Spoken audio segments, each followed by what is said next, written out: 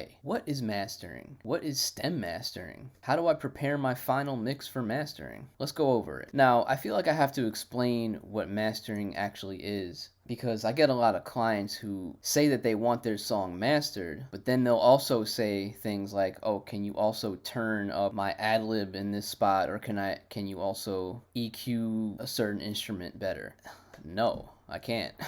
I mean, look, we've come a long way as far as technology. iZotope makes some really great plugins such as Ozone and RX with their music rebalance tools, which can really help if you want to bring up the drums a little bit or bring up the vocals. I'll use that sometimes if I have to. But with that being said, you can't really pinpoint and you can't really focus in on like one little specific sound and process that separately, because it's a 2-track. All that kind of stuff has to be done in the mix before you send out to get mastered. Because remember, mastering is taking a 2-track of your final mix and then doing some very subtle EQ, compression, limiting, and making sure that the overall loudness is to what the client wants. Just remember that it's the final step. Don't wait till mastering to fix all your mistakes and try to fix some things that the mix engineer should have fixed, or possibly the producer should have done some stuff before even sending it to get mixed.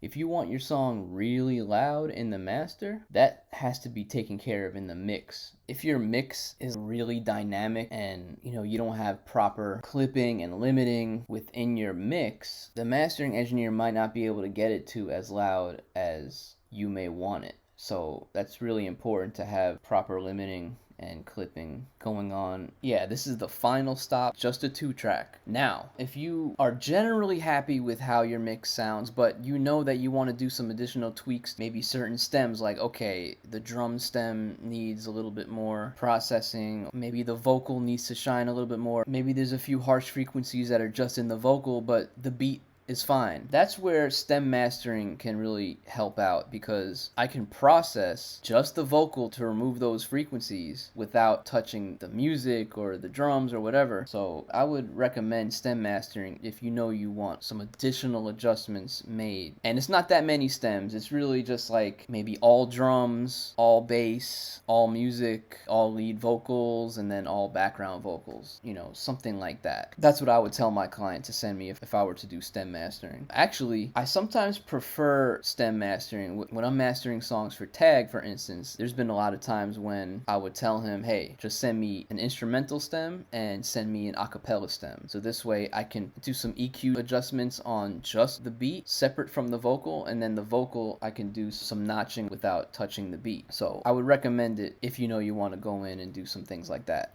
But if you are doing 2-track mastering, just make sure that you're completely happy with the mix. And all you need is just that little extra polish and bring up the overall volume. Okay, so how do you prepare your song for these things? Okay, so for 2-track mastering, like I said, make sure your final mix is perfect. Now, if you have different versions, let's say you have a clean and dirty and instrumental, acapella, performance, or TV track, whatever you want to call it, you can send all those versions to your mastering engineer. As far as preparing for mastering, I always tell my clients, now this is where different mastering engineers may require different things. This is how I tell my clients, hey, don't remove any of your mix bus processing, because again, if you've seen my previous videos, I always say print what you like. Don't remove anything. If that's part of the vibe, that's part of the sound of the mix, don't remove it. Don't remove it from the mix bus. As long as it's not clipping crazy or distorting or whatever,